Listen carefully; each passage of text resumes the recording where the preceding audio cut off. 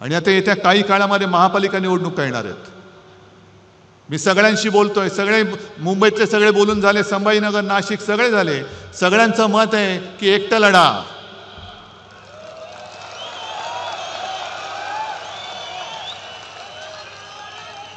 ताकद आहे. अमित शहाना जागा दाखवणार आहात. ठीक आहे, अजून निवडणूक जाहीर झालेली नाही, पण मला तुमची जिद्द बघू द्या, तुमची तयारी बघू द्या. ज्या भ्रमात आपण राहिलो तो पहिला त्या भ्रमातनं बाहेर या. आणि ज्या क्षणी माझी खात्री पटेल आपली तयारी झाली, मी कार्यकर्त्यांच्या मनाप्रमाणे निर्णय घेतल्याशिवाय राहणार नाही. पण या वेळेला मला सूड उगवून पाहिजे.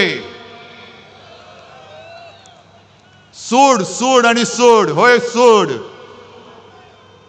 जो महाराष्ट्राच्या पाठीत वार करतो, जो मराठी आईच्या कुशीवरती वार करतो, तो गद्दार आणि त्या गद्दाराचा वरद हस्त मला महाराष्ट्रामध्ये दिसता कामा नये. आणि जर तुम्ही सगळे शपथ घेऊन सांगत असाल तर जेव्हा वेळ येईल तेव्हा मी एकटा लढण्याचा निर्णय नक्की घेतल्याशिवाय राहणार नाही. आज परत एकदा सगळ्यांना धन्यवाद देतो आणि अमित शहाना सांगतो की जास्त आमच्या नादी